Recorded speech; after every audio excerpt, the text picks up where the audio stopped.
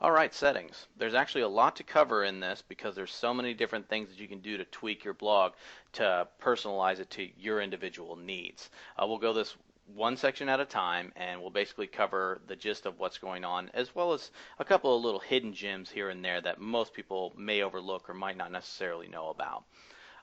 We'll start with general settings. This is basically the information about your blog and how certain items are displayed. If you ever wanted to edit your subheadline or your tagline, you're going to find that right here in general settings, and that's where you're going to be able to edit it. Your WordPress address URL and your blog address URL, 99% of the time, this is going to be exactly the same, but every now and again you have a special circumstance where it's not. If you're unsure, just leave it the way it is. The email address, this is where all the notifications are going to get sent. This isn't your user email address. This is where your notifications are.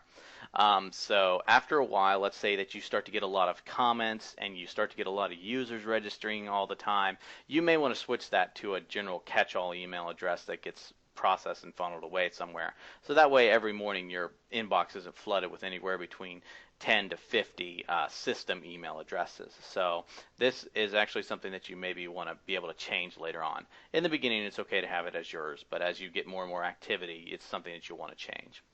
Membership. If you want anyone to register, your login meta will show it will show also a register link that people can register username and password and be able to sign up for your site. And if you check that box, that's what's going to show up there. The new user default role, you're always going to almost want to put that at subscriber. That is someone who can go in and put in comments and read. Anything above that, you run the risk of, messing up any of your blog posts. So you usually always want to keep that at subscriber. 99% of the time, it's where you're always going to keep it. Your time zone, that's what's going to be displayed whenever you're adding a post. It's going to show your local time to the rest of the world after you've added the post. So, date format, if you're in a different country and your dates showed up a little bit differently, you can change that here. Same thing with time. And also, the week starts on. This applies to the calendar in your sidebar. So if you want your week to start on Sunday instead of Monday or whenever, or maybe if you have an internal blog for employees and the pay period starts on Thursday, sometimes you maybe want to adjust your calendar accordingly.